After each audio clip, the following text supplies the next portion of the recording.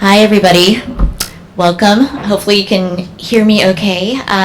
My name is Molly Heinz, and I am the new co-chair of the Department of Design, Research, Writing, and Criticism here at SVA, tag teaming with Alice Twimlow, who was the founding chair of the department, who is now stationed in Amsterdam. So she is with us in spirit this evening, if not in body.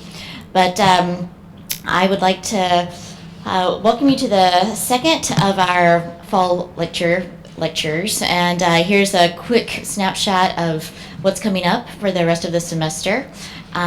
So tonight we have Cas Holman from RISD, and we're so pleased to have her with us.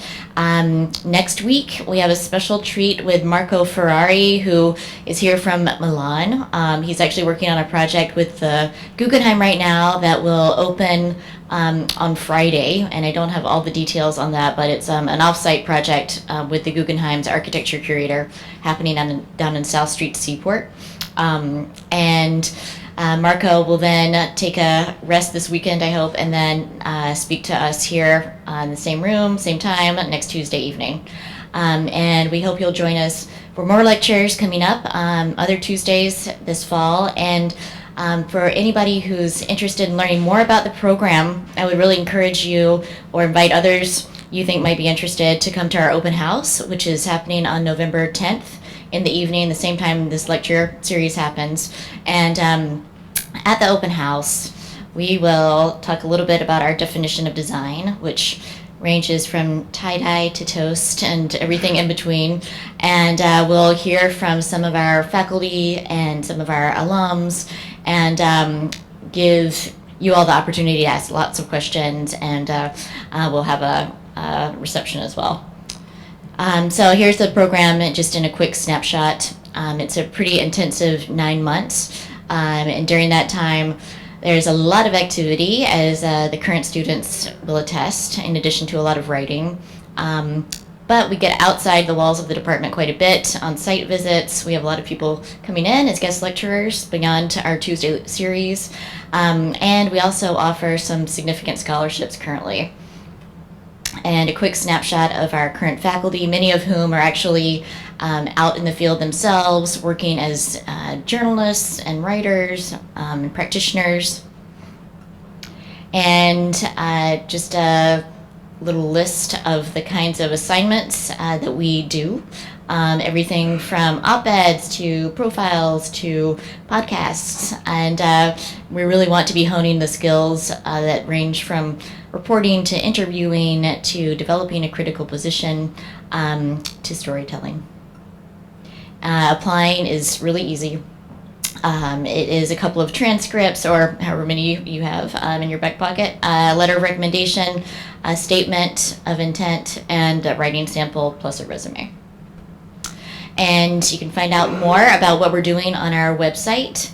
A lot of student and faculty writings also on display there. And after this lecture this evening, I'd like to invite everybody to join us out in our studio, where our students are working every day for a reception and to talk more with Cas. So we'll have, after she speaks, we'll have a Q&A that will probably last about 15 minutes, and then we'll convene over in the studio. So without further ado, I will introduce you to Cas, who I'm so pleased can join us this evening. She's actually on sabbatical, so it's really extra nice of her to agree to be here and speak. Cas is an industrial designer and the founder of the company Heroes Will Rise, which is the source of amazing products like the Rigamajig that you see here, which is a large-scale building kit made up of wooden planks, wheels, pulleys, nuts, bolts, and ropes, and encourages children to follow their curiosity through play. And sort of the intention behind all of this is a quote. I'd like to pass along a quote from Cas that she included in a recent op-ed she wrote for Fast Company, which is that she wants children, through the tools that she's creating, to develop habits of agency, independence, and self-determination. So Cass wasn't always a designer, I found out. After graduating from UC Santa Cruz, she was actually a chef and then a research assistant, researching biodiversity in the Galapagos. But she turned to design, fortunately for us, and went to Cranbrook Academy, where she received an MFA. And there she designed the building toy Gimo, which later launched at MoMA in 2007. And before that happened, post Cranbrook, Cass joined Rockwell Group, the New York City architecture firm, which is how I met her. And there she helped develop the Imagination Playground for Manhattan South Street Seaport. And the blocks that were part of this Imagination Playground are now actually their own kind of kit of parts that are deployed in playgrounds all over the world. And then next up, she worked with Friends of the High Line to create some really interesting play opportunities there on the elevated park. And now she is a full-time faculty member at RISD in their industrial design department. And she is living in Hope, Rhode Island, where she prototypes her playthings on 5 acres she calls Camp Fun, which I'm really interested to hear more about. So Cass, please join me in giving a welcome to Cass. And Cass, if you want to come up. Thank you.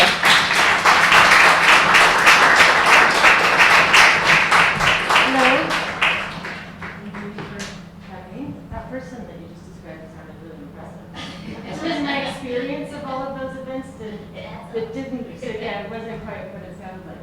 But that's good. I'm glad that it sounded.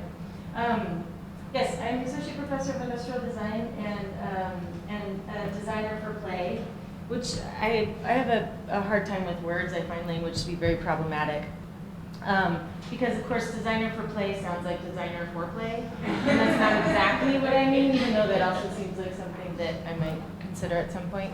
But so a better way maybe, but it's a lot more words, which then of course get more complicated, is that I design tools for children to imagine, invent, design, build, and explore their own worlds, which I think Molly summed up really well in something that I said and need to use again, which is designing so that children experience and develop habits of agency. And you mentioned something about self-determination also in some of what your students and what the students here in the program are thinking about.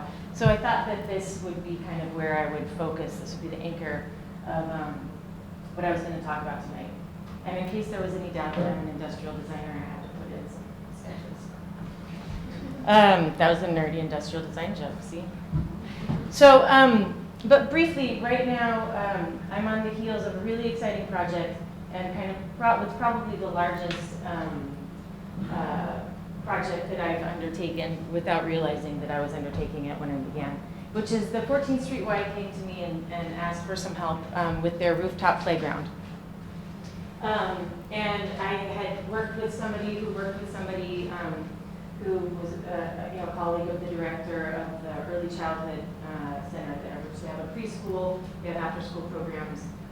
It's a Jewish community center. They have a theater on one floor, so it's a really multifunctioning building. And of course, it has a roof that's open to everybody, but it's used primarily by the children and by the preschool.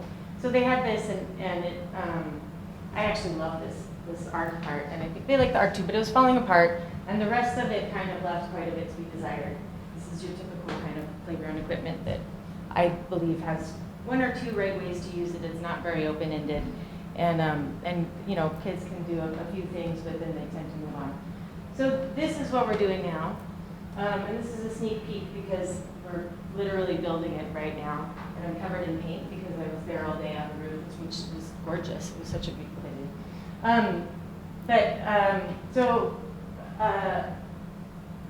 Rethinking kind of what is a playground, what do children in New York and in any densely urban environment need to play, and then similarly, what does it mean to be kind of up on a playground? So elements of this are making other views much more accessible to the children, so they can kind of have another sneak peek into other parts of the city, as well as kind of opening the space for loose parts, which I'm a big fan of. But I wanted to, with the self-determination, I kind of wanted to focus on 3 different things that I've designed that I think relate to that in slightly different ways. But so GMO or GMO I designed actually when I was in grad school at Cranbrook. And the primary tenet of GMO is that and the house of here, I'll pass around, is that it's and it actually was, I didn't want to call it a toy for a while, get back to like semantics. I was like, yeah, toy, then you think you know something about it, but I don't want you to think you know anything about it. So GMO, and I'll pass it around. My goal was to make kind of a modular space. This was one, I called this one species. There were these kind of 5 species in this in an ecosystem. So GMO worked with a few other magnetic and metal parts to kind of inspire people to imagine what it is, how to use it, how you might interact with it, where did it come from. And as a toy, the more I saw children play with it, the more I realized, oh, it works. Every child had a totally different version of what it was. Often children who were playing together had different versions of what it was. This is an alien. Like this is I'm being taken over, because they often build on their bodies. She's going to do it. So as they're building on their bodies, they're imagining and inventing not only how to use it, but what it is, right? So that narrative and the kind of character, the identity of the toy, they're inventing. And so for me, that was kind of an important thing that I noticed and then wanted to kind of continue to design for, was that children have an experience of not being handed an identity, that is something that they kind of imagine and invent and get to play with and tinker with. So GMO kind of made the rounds for a while. I learned a lot about how to package and not package products. I dragged my feet every 5 minutes about being a product designer. And most things that matter a lot, I didn't usually care about, so that bit me in the ass a lot. But turn off the sound. Ultimately,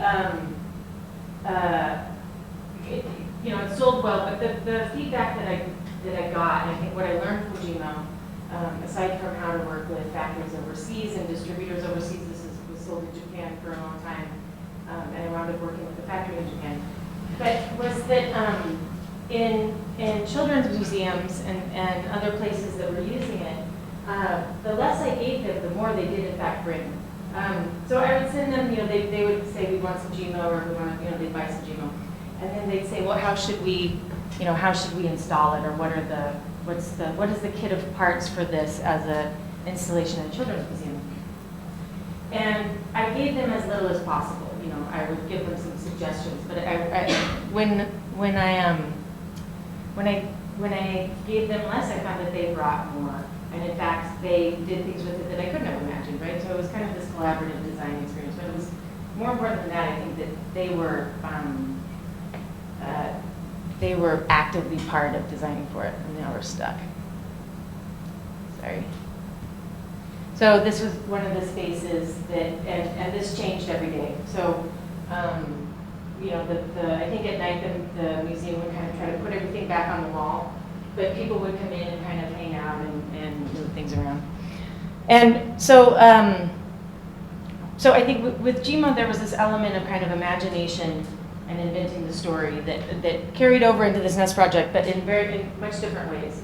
And the Friends of the Highland came to me and asked me to help them engage young children, right? Families are engaged on the Highland, but they had they wanted to do a push for more programming for children.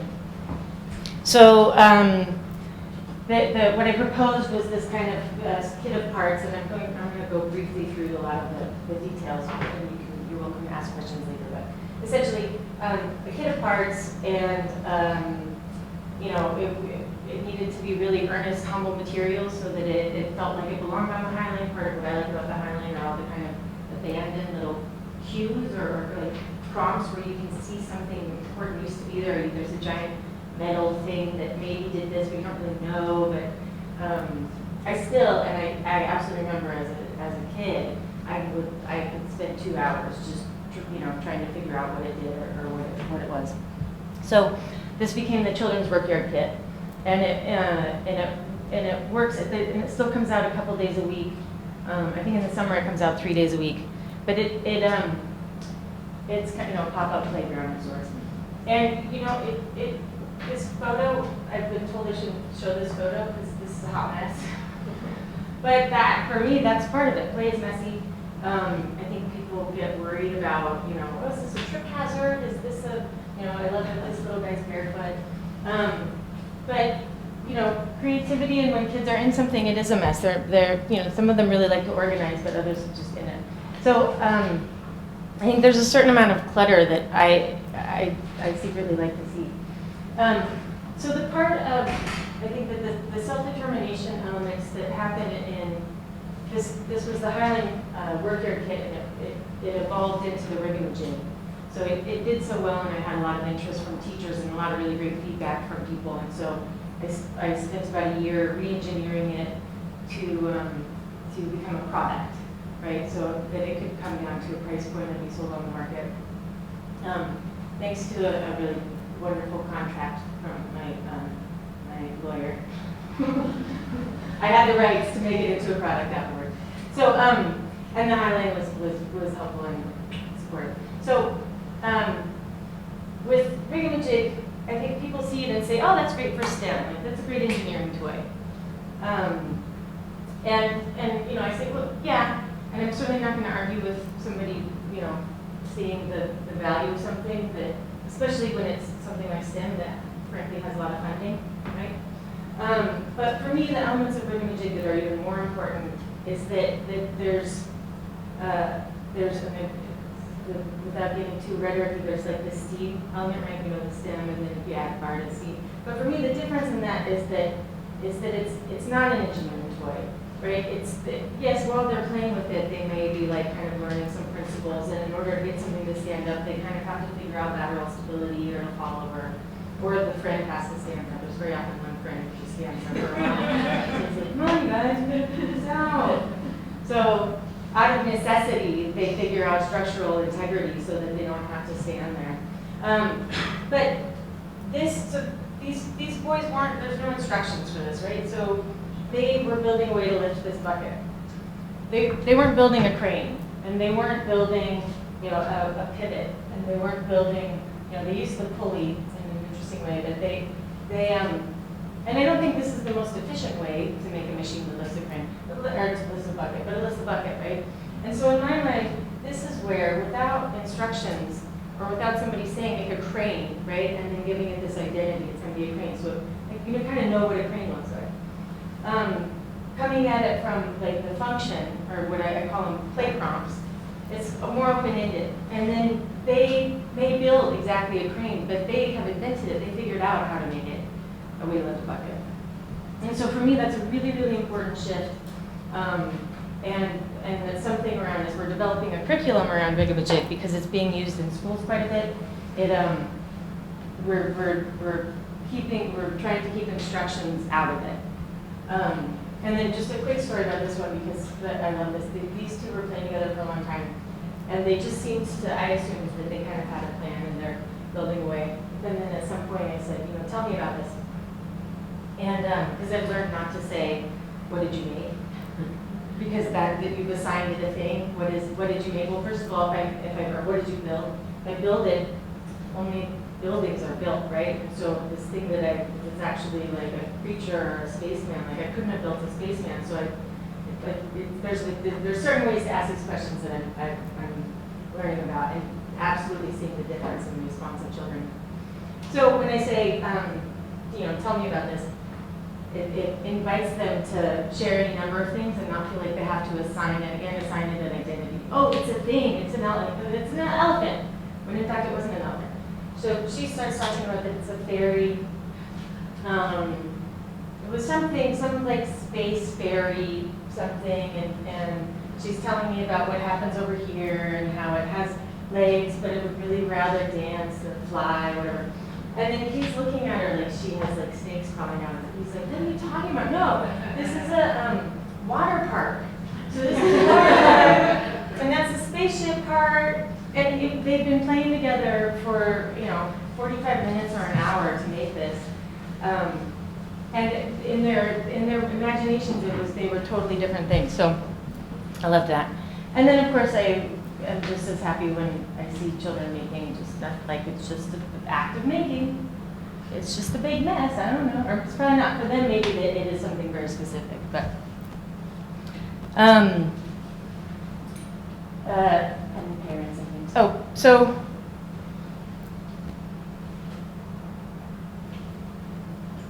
I have a video for this, but maybe I'll come back to that.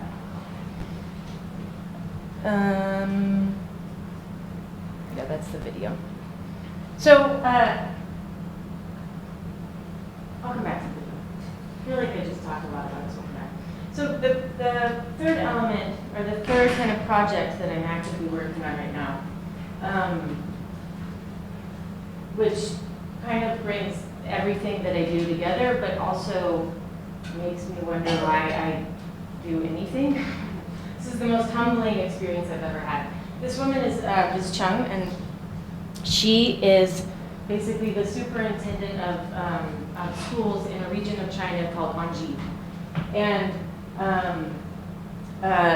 And I was invited to be part of this group that is a kind of, started as kind of an advisory board. She used a lot of materials, but so she has 120 schools under her purview. And so I went to China, and I knew a little bit. I'd been kind of, I got the carrot, right? So they said, look, there's all this cool stuff happening, which I'll show you in a minute.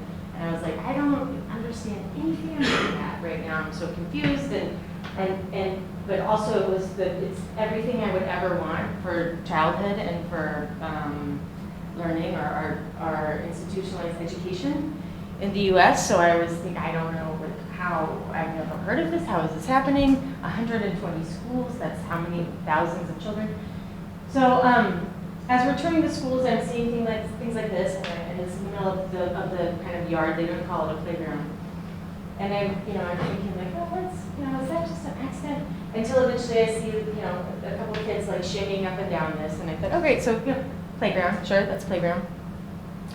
And then I would see things like this around, and I was thinking and these are actually these kind of traditional ceramic pots that are very functional there. And I was like, oh, that's interesting. I have a feeling that's intentional, but they were too far away. I even tried to leap between them, and it was a little bit hard for me. So I was thinking, what's that about? And then I would see these little kind of, again, I was like, oh, maybe they've had some planks there, or what's going to happen there? And then at some point, eventually, I see the kids are putting between them, and then they would either start building off of that, or they would walk between. But literally, most of them, they're just too far. They're just barely too far intentionally to jump, so that you have to go find something else in order to make the course, right? So the school day in an Anji school goes like this. The kids come to school, and I think that they kind of go into the classroom and gather, and then they go out into the yard for 2 hours. And the yard is blank. There's nothing in the yard. So they come out, and all these materials that you see are things that the children have grabbed out of the storage place, whatever they wanted, and pulled into the yard. And the teachers, you kind of notice teachers in the background observing. It's very hands-off. They observe. And as I'm walking around the schools, admittedly still just baffled and wondering why I've ever designed anything. Like, these moments when you see something and it's like, I'm failing terribly. Because this is everything. So these children are actively building their learning, right? So they bring these things out, they together, so she's holding this plank so that while she jumped, and then she takes her turn, and they'd arranged decided whether or not to use mats and kind of arrange them accordingly. And I was going to skip to a video, but I'm going to show you. Where's the barrel jump?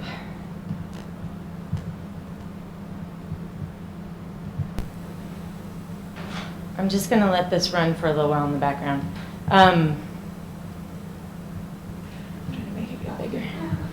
So again, you'll see the teacher is observing, and these barrels are everywhere. And the kids also, it takes 2 or 3 of them, and they take them and roll them wherever they need them and set it up. And you can see them carrying these ladders. setting the whole thing up. And this happens twice a day. So they're outside doing this for 2 hours. And then they go into the classroom and they draw. So they reflect on what they did. They draw what happened on the playground that day. And then they share that. So those are called play stories. So when they draw them and then share them and talk about them, that's called a play story. And in doing so, they're explaining what they were trying to figure out. They're explaining what was exciting, what was challenging, maybe what was scary. I don't think much was scary afterwards. I was there for 2 weeks, and I saw 22 schools. We tried to visit the really big ones that were in densely urban areas, and then we visited the very, very, very rural schools up in the bamboo. Anji is the bamboo region of China. So, but there were so many moments where, things like this. And there is a moment when actually the teacher kind of interjects just enough, but not, and then she doesn't take a moment, she doesn't make sure anybody's learned a lesson from it. She interjects, backs off, and then the kids amongst themselves decide what they needed to change in order to have not needed the teacher. It's really phenomenal. Might be too distracting if I just let this. I mean, I could do this all day. And I'm not even like bonkers for kids, to be honest. No, I'm really not. I don't design for kids because I like kids. I shouldn't say that probably. No, but I design for kids because I like people, and I think that, of course, like as my the tagline of my company is "Good toys make people," or sorry, "Good toys make good people." But actually, I believe that a lot, and for me, I mean,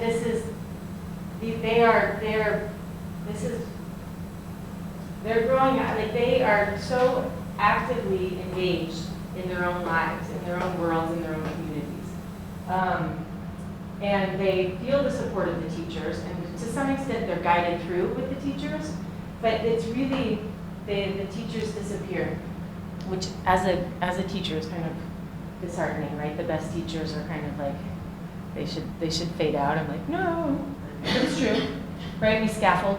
So just again, like some of the incredible things that I saw, and moments like this where, so this is 2 ladders and a ladder, and then they tried to just put this ladder on.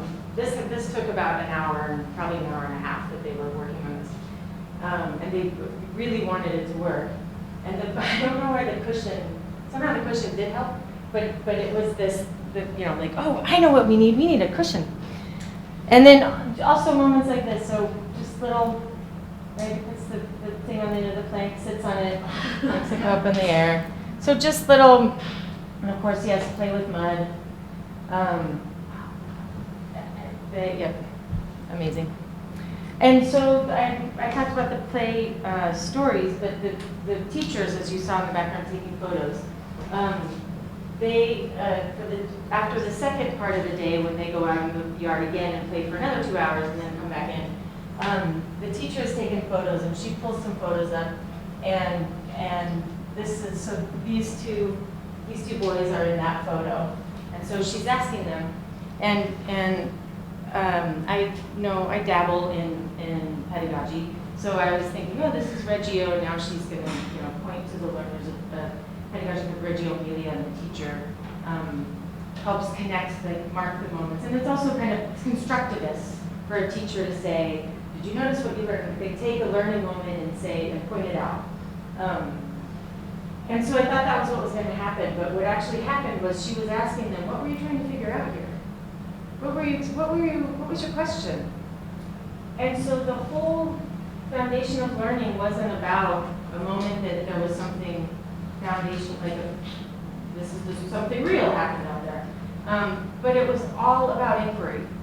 So, so you could say that's the foundation of research. But I think that also what's happening is that it shifts the importance of the activity, not to like the thing you learned, but the act of learning. So that took me a while to kind of again reconceptualize the whole thing. thing. And this is just another great example of, so, she's like, oh, just this much too short. And so she's like, all right, I guess I'm going to get these, and I'm going to scoot them over, and then, okay, good. So again, while you could, spatial dynamics and whatnot. Oh. And then the one last part of this that I think was so key in self-determination, or how this, I think, in this project, and my role in this project now is that Anji Play has become, or will, within the next 5 years, will be like the primary materials for all early education in China. So this is a new thing that happened. And we were kind of part of these conversations while we were there. And the Minister of Education came from the whole of China and kind of declared, this is what we're all going to do now. And so I've been hired by Ms. Chung to be her official designer. Which again, like I said, I was like, you designed everything. You're better than me. I can't even know what you're talking about. But so we're kind of trying to package it, productify it to some extent, so that we can imagine what phases and how it would scale out into schools. And one of the things that, again, as a designer has been really interesting is, and that I have to keep reminding myself, when I think I know something, right, based on what I understand as design and the function of design.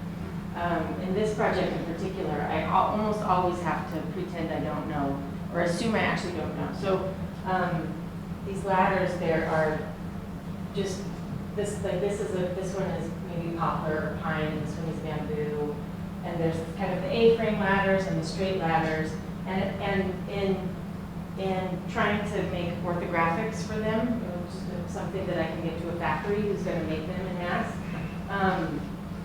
I said, I'm assuming you don't need the pine version of this and the bamboo version of this. And she was like, are you kidding? Of course we need the pine and the bamboo. And I'm like, it's so inefficient. If they're the same ladder, why would you? And then she's like, Cass. Like she has these moments with them where she's like, they're not the same. If you're a child lifting a pine one and you're a child lifting a bamboo, they're absolutely not the same ladder. First of all, the bamboo is much lighter than the pine. So it's important that they try to lift the pine, and they try to lift the bamboo, and that they know the difference. And then I started noticing that throughout they use them in different ways. They use the pine ones and the bamboo ones that are the same dimensions in very different ways. So I'm going to leave it at that and see if you guys have any questions.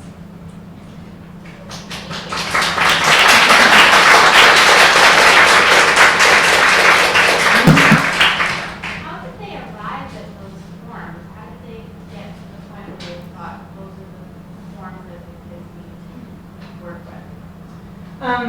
Do you mean just in general all the loose parts? Yeah. She's well, to be honest, ladders. If you look at Waldorf, there's a number of other kind of educational models that do use ladders. I've never read or seen anything that embraces risk in the way that she does, which is, I think, a huge part, because there's something there's something about trust there that they have to trust each other and themselves, but it also mostly says that the teacher trusts them, or the adults trust them. You can handle this big heavy thing. So does that make them safer because they are trusted? If everybody could use a mic, just because we're videotaping it, so if you could repeat your question. So what I was saying was, does it make them safer because they are trusted? Are there very few accidents going on when they're? I didn't, in the 2 weeks that I was there, I didn't see any accidents. And when children did fall, they usually got back up and in fact, that barrel jump video, when it plays through, there's a couple really great moments that the girls fall, and then the one girl that looks like she got really hurt got back up. She made everybody get out of line. She was mad. She's like, no, I'm gonna do that again until I got to do it right. It's like she learned something. She's like, I had to do it right this time. Right. And so, and even with Rigamajig actually, and a little bit with the Y. Sorry, that's painful to scroll through everything at once. And with the Y, they're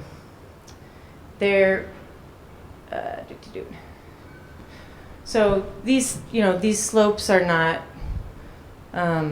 common.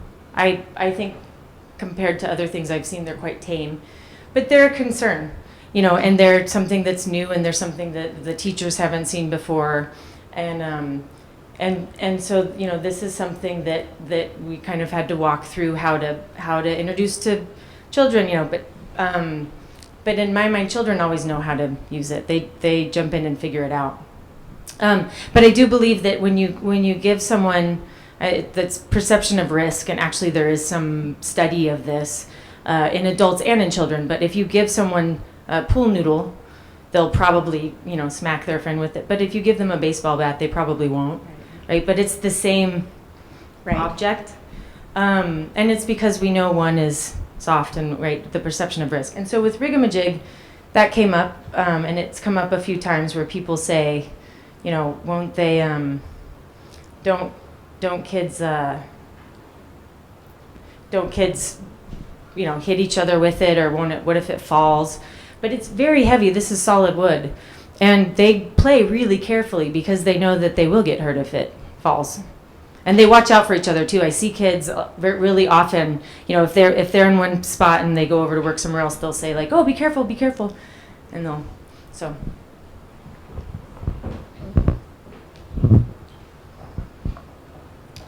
I have a question. So I think it's really interesting, kind of the rhetoric around play in terms of communicating with children around play, and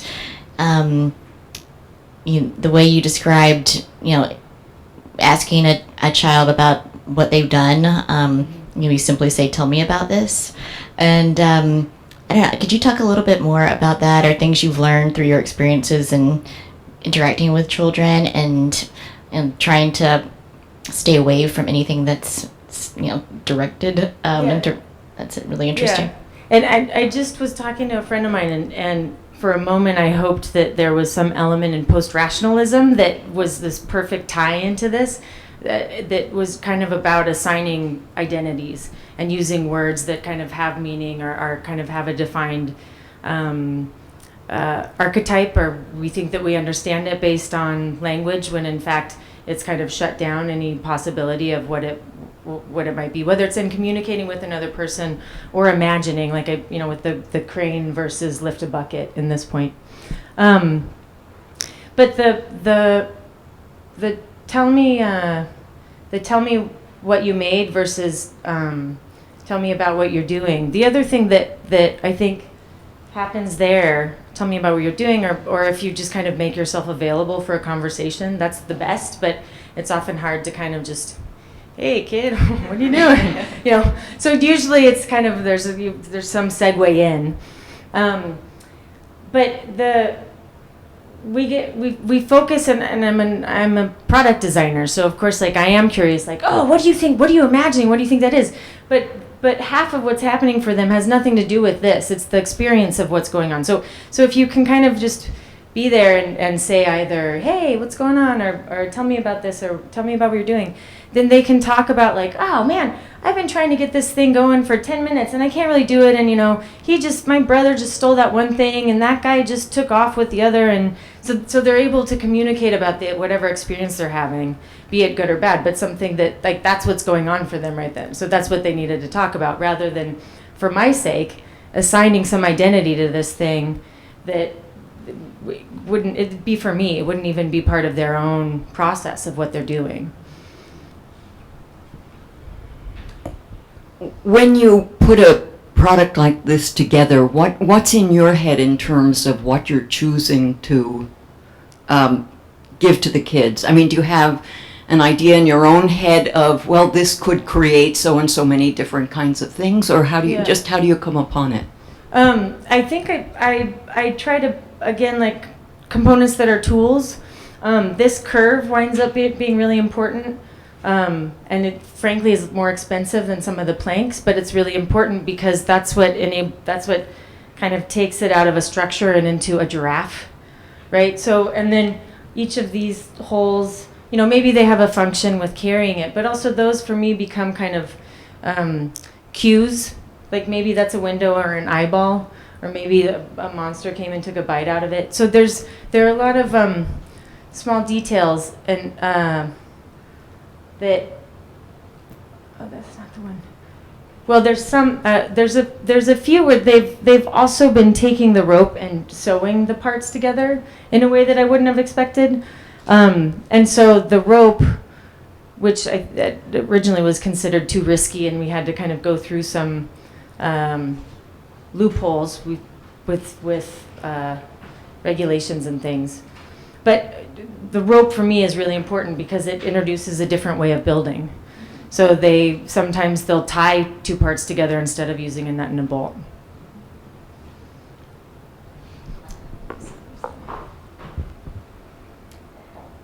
I was wondering if you could talk a little about the use, or I guess absence, of color.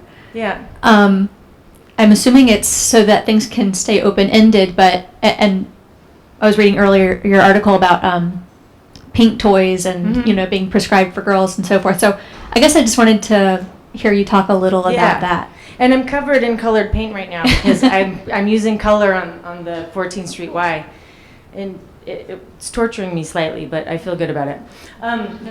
In the case of this, and imagining this on the Highline, and part of what I think, on the Highline, there's so many really cool details and elements, and of course the plants that unfortunately kids aren't allowed to interact with, because frankly then there'd be nothing left. So I wanted it to feel like it was part of the Highline. I wanted them to feel like they were interacting with something real, and that worked. So kids come up and they're like, this is real. This is not a toy. And I think that makes a huge difference. And again, that's also trusting them. That's saying, like, yeah, you get to make real things. You don't need things that are injection molded and purple and paint. Well, now it is injection molded, but the tactility is important, and this, there have been a few moves to maybe make the planks out of less expensive material, or even some like frankly more like some recycled plastic materials that would be both cheaper, and it's negotiable whether or not they're more sustainable, but it's a recycled product. But in my mind, the plastic is plastic, and so when there's so much plastic that children interact with, that the moment that they get to touch wood, it shifts. And so for me, it's important that they get to touch wood and feel, and again, a real material, and know that they deserve to have nice things and real things that will last and that have impact and that are heavy. But color, I'm not answering your question at all. So with the hardware, these were, that was meant to be real, right? And I don't have any photos of it, but there's when I do use color, I try to use primary colors. I think that kids have a much more sophisticated palette than primary colors. So when I do use color for the sake of, it looking nice, or for some other, like, a reason to spin, in the case of the Y, there are some kind of hidden parts where if you spin it around, there's the colored stripe. So it's kind of like, again, something like a little bonus for looking closely. Then I just try to make it some color that's kind of not primary. A color that, again, something maybe that's a little bit in between. Mm-hmm. Yeah. Thank you.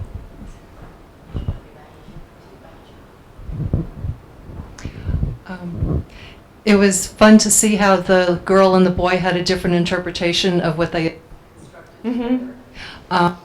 Within that scenario, though, it's possible that two children could voice in advance what their visions were, Mm-hmm. and that there could be a disagreement of what to build. Yeah. So depending on the situation as to whether they have the opportunity to play with each other frequently or have enough time to build one and then the other, because there's that opportunity for there to be friction. Mm-hmm. And again, perhaps for the teacher not to step in too quickly. Mm-hmm. Any thoughts on navigating through that? I promote friction. No, I mean, I'm a fan. Life has friction, and I think that if we, first of all, I'm not maybe I could design to reduce. I could, like, a lot of these, one child couldn't, you couldn't attach this to this with only one person. So they intentionally need more than one person. I think easy is boring. And I just am not interested in easy. And so, so they have to work together. And yeah, that doesn't always work. But I think that also on the playground, that's where they're learning how to develop the skills and work it out and not, stomp away. Because they, and maybe sometimes they do stomp away, and that's fine too. But yeah. I'm just thinking that, again, in a school environment, they might have an opportunity, again, one day or another day to work it out. But if it were in another environment or with limited time, perhaps there would have to be some other approach, or whether there could be some other solution in some way.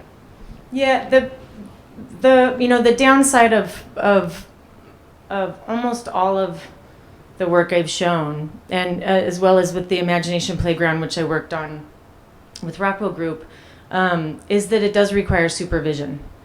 And they don't often step in as mediators of any kind. Mm-hmm.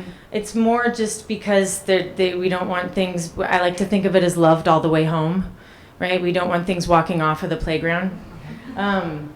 I proposed that we put a little GPS chip in all of these parts, and then there could be an app, and we could see where the High Line has spread around the world. Yeah, they were like, no, we mostly just don't want the pieces to be stolen. I was like, oh, all right, I thought we could make a game out of it. But so in lieu of their, I would love it if there could be a system where maybe it was, someone from in the model of European adventure playgrounds, where it's somebody from the community who's there kind of keeping an eye on things. But yeah, I think you're right, and that there is conflict, and I think that's important. And it helps if the adult is talented and skilled in their role. Yeah, and if they can help the children resolve it on their own, rather than intervening in a way where all conflict becomes bad and they're not given a chance to resolve it.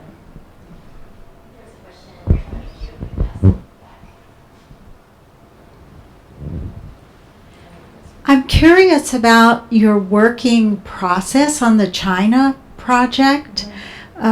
Just the cultural differences, the language differences. How do you foresee that going forward? The working relationship and the process. Well, it's tricky. We work through a translator, and when I'm there, I have a translator, and so there's I think of everything as in broad terms, but we do, and in design, we get really hung up on specifics, and of course, I've already admitted, I have a hard semantics. I'm a semantic. I fuss over them, and language and communicating is always not. I'd rather show something or kind of make it than try to explain it, or usually speak at all, to be honest. But this is lovely. But in that case, I think so there's two parts of it. One is this group of mostly Americans who we are bringing it to the U.S. And so we have, if you think Montessori, right? So the way that at some point Montessori was kind of packaged and brought here, and then we have Montessori schools or Montessori-inspired schools. And so in those conversations, I love the conversations that come up with that, because we're talking about if this makes sense in China, what is the American version of this, and are these materials, so the materials right now that I'm kind of turning into products, it's not really, I'm not turning, we're just gearing them toward I'm cleaning things up. Will we just bring those over and say, okay, the same model, ready, go? Or, because this is so context specific, is Anji, do we go based on these principles and figure out, is it a Home Depot ladder, right? There are these, the pumice bricks, these are actually these are a great example. These are the perfect example. This is a really common big ceramic jug. They're everywhere. They're cheap. I mean, it's maybe the version of our like plastic, those buckets. And so, do we use these or do we use a Home Depot bucket, right? Do we use their pumice bricks, which are kind of great, and I'll show you one. And they kind of chip and fall apart. Or do we use cinder blocks, right? Because these all have Mandarin character on them, in the way that our bricks do, right? So if we did bring that, this would then be this would be a thing, right? In a way that's not, and the bamboo ladders, it's not a common material. And what I love about this in Anji is that these are common materials. They aren't, like I said, they aren't toys. And again, it's like empowering children to look around and say, oh, I can affect any part of the world. I see these things in my daily life. And then when I'm at school, I'm making things with them. I'm creating, and some of the things that they make are incredible. And also, this is how they found me, was that she was knocking me off.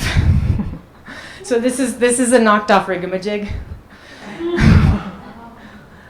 I didn't notice that in the picture before. So somebody had shown her Rigamajig, and it's not available in China yet. So she said, oh, she took the pictures to, actually her husband is a woodworker. And so he made a bunch of kits, and so they were using them. And then when this group of Americans was there, and they kind of said, hey, what's this again? And she was like, oh, it's just this thing, I don't know. So anyway, so they found me and said, okay, so you have no idea who we are, but you're being knocked off in China, and we want to hire you. And I was like, I don't understand what's happening. But she's, of course, and going there, she's like innovated on it. I was like, well, that's a great idea. I didn't think of that. So we've worked that out. Yes? Oh, sorry. So you obviously have a lot of proficiency in designing these wonderful toys for children. Have you ever done any work for play for adults? Any design work for adults? You know what? That is a good question. And I last week I was at an event. The answer is no. And until this event last week, I would have said, but I would like to. And after last week, I'm like, no. No. I'll pull a Hillary Clinton. Nope. But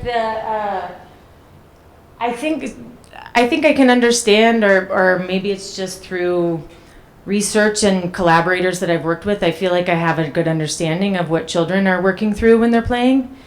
And when adults play, I just can't, I can't even, so much. There's so much richness going on when adults play.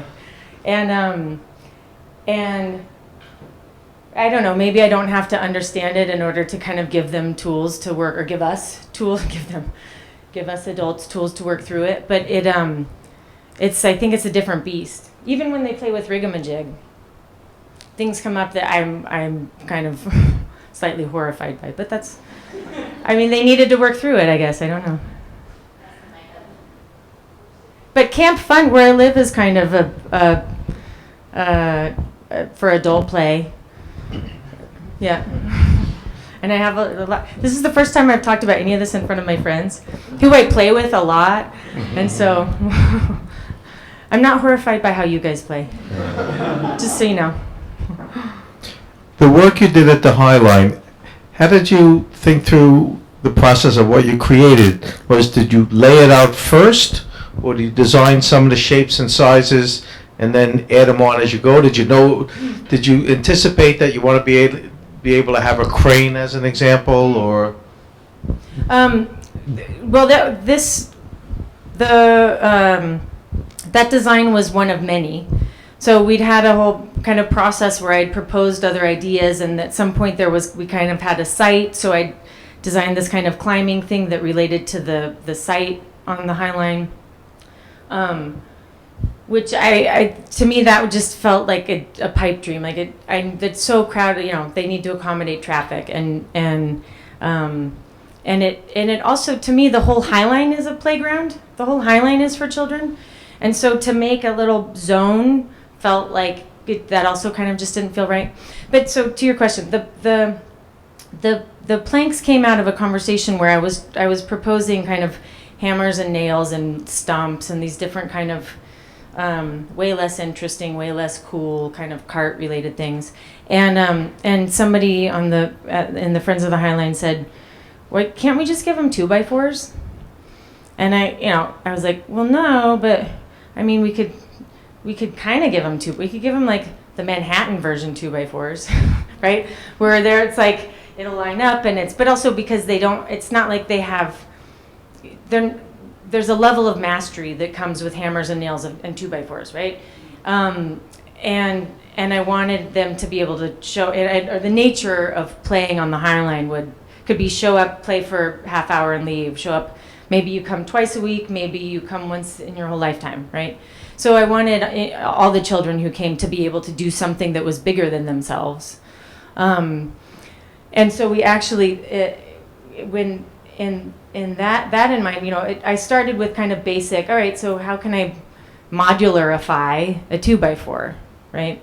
And then these, I took the wing, we're used to seeing wing nuts, but I took the wing off the nut and put it on the bolt so that the head of the bolt has the flanges and the nut is actually just really clunky, so it's really, really intuitive and easy to use for children.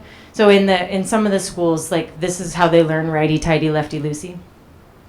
And then kind of added, what was I going to show you? Oh, this guy. So what we were finding was, I mentioned lateral stability, and the friend who had to stand there holding the tall plank while everybody built the really tall thing off of it. And they weren't figuring out lateral stability as quickly as or the kids who came every week eventually learned how to make a frame and then make something tall that was supportive. And so that's how this came about. So I said I wanted them to like walk up, plunk something down, and it be taller than them. So these were just a big chunk of wood with a giant knot in it, so that kids kind of drag them around, which is awesome because it's like loud and it's very heavy. And it worked, so then it's much quicker. I didn't answer your question at all, did I? Well, it was very interesting. Well, I mean, but the modularification of a 2x4 is, this was the part. So you designed all of these in advance? You're thinking about what shapes and sizes in advance? Well, I made them. I mean, I make as I go. I sketch and I'll make it out of cardboard and. In this case, I was using scale models, so I was using like a, 1.5 inches equals a foot scale, so that I could, figure out quickly with cardboard or chipboard. And then eventually I moved into, I CNC'd a bunch of parts and was using dowels. And then I made some of these out of wood and realized that would never last because they break. Actually, my dog bit one of them, and then nothing worked, which was the equivalent of stepping on it. So, didn't pass the dog test. And so then the series of tests. So watching kids play with it and seeing, if it were only these, then I would get some kind of structures. But putting the wheels in instantly, it opened it up. And then I also a lot of the younger kids play with the corner brackets. So in somewhere between preschool, kindergarten, and first grade, they move from stacking, right? So blocks, most kids play with blocks, but they move from stacking to connecting. And so this is a really nice, the teachers that use Rigamajig in their classrooms, they'll bring out just these at first, and they'll talk about connecting versus stacking. And then, then they'll bring out the 3, and then eventually they'll bring out the corner bracket, and then it opens up this whole other world. And then the kids will, look around the world and find all the other brackets and talk about connecting and corners. And so it's a really nice, I think it has the way that teachers are integrating into their classrooms is wonderful. And that's the part that again, they're things that I couldn't have planned for. There's a classroom that's using them in literacy. So the kids are making, and I know this just from, I kind of stalk Rigamajig sometimes. Like I'll do a Google image search for Rigamajig, and I'm like, where's that? And so that's kind of how I know what's going on with it, because there are schools that have blogs about what they're doing with it. which is also, it just makes me so happy. That's perfect. And so the kids are designing curriculum with Rigamajig. Yeah, so the kids made, they made big letters with it. And the first thing that they did was they took down the ABC thing along the top of the classroom and replaced it with, they made the big letters, took a picture, and then put the pictures of them with the letters up above. And then they started talking about, when they draw, like the arch. So they had two of these, and they were kind of integrating a chair in some cases. So I think it was kind of form and handwriting, and yeah, it's like perfect. Hi. Are the names of your products something that comes naturally, or do you have, like, Rigamajig, was that easy, or did you? Well, Rigamajig started as Workyard Kit. So it started as the Highline Children's Workyard Kit. And I was going to stick with Workyard Kit, but the feedback that I got from teachers was that it sounded like like when I think of Workyard, I think of construction. But I think when some people think of Workyard, they think of prisons. And I at some point also realized that, because I'm very careful with color, and the kind of look and feel of the graphics were very austere, and it was like, yes, this is like communist toy, and I was like, maybe I need to like fun it up a bit, So I collaborated with a friend of mine, and we went through a whole process, and landed on the Rigamajig mark. So we had to kind of fun it up.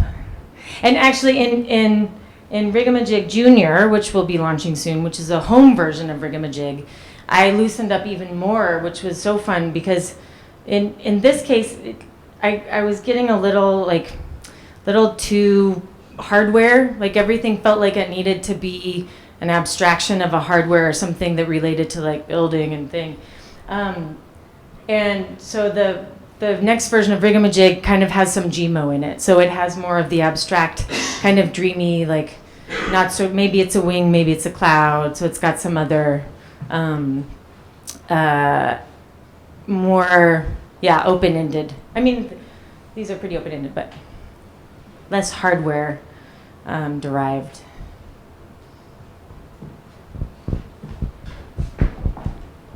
Thank you. It's interesting that I don't think of adults as playing, but as engaging in games. So what's the difference between children playing and adult playing for you? I mean, how does it manifest differently? I mean, I think my answer, of course, is anecdotal. I know that there are psychologists who study this, and sociologists, and I'm sure ethnographers and whatnot. But for me, I do think adults play. I think that it comes out, and I teach at RISD, I teach a class to undergrads that's called Designing for Play. And I have to always like go through that it's not designing for play, it's designing for play, right? But I ask them that where do you guys play, or where do you see adults playing, and they come up with like, oh well, there's bars, and sports, of course. But if you think about what's the be less literal. So I walk them through like, okay, so play isn't necessarily something that looks like play, but think about what's the experience of play as a child, and then how as an adult, where do you do that, or where do you see people doing that? And so that's where they usually say, oh, well, bars, or sometimes, like hiking or camping or swimming.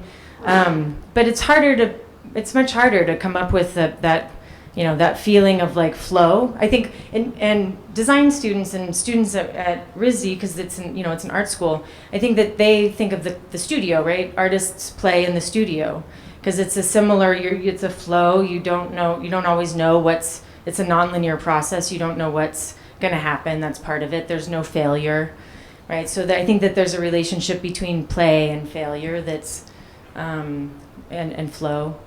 But, I think you're right. I like your definition of engaging in games rather than playing.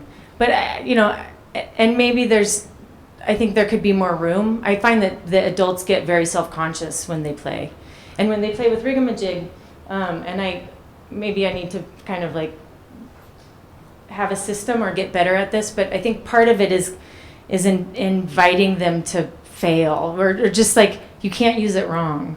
So a kid will just jump in and start playing with it, and an adult kind of needs to like, I don't know what it is. I don't know what if I do it wrong? Like, I gotta see. And often the way that they play with it is they'll figure out its system. So they'll kind of put things together as a way of understanding the system, and then maybe they'll build something, or maybe they'll say, okay, now I know what it is, and kind of get bored after that.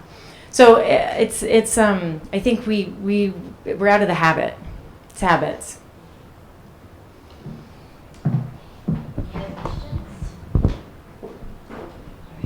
Just had one quick question, which was with to what you were saying about instructions or the lack thereof, essentially. Do you, in distributing your product here in the States, do you get any pushback on that from people you're working with, or helping you get your product out there, or buyers that may be buying it for stores? I think I don't know if it's pushback. We get a lot of requests for a more formal curriculum from teachers. And we have some people who are working on that. And, my answer to when they say, I give them this page of the booklet that has prompts in it. So things like, build a way to lift a bucket, or build a way to get to the moon. Make the tallest contraption you can with 5 parts. So just different ways to get the teachers kind of, or the kids even rolling. Most of the time I think the teachers need the prompts more than the kids do, which I understand. Teaching is inherently a very creative profession, and they are have not been able to be creative for a while now. So I think that, again, out of practice. And not all of them by any means, but the pushback comes in people thinking it doesn't communicate itself well, and so we're trying to do that more with photos, and photos have been a big help, and I have a great video that I didn't want to show for some reason. Because the talking is more fun, but you can watch it. Or I could still show it. I don't know how we are for time. We're okay on time, but I would suggest that we actually break now and go to the other room for drinks and more conversation with Cass, and you can bring the laptop and you can have the video running in there. But before we do that, please let's give a big thank you to Cass for her great talk.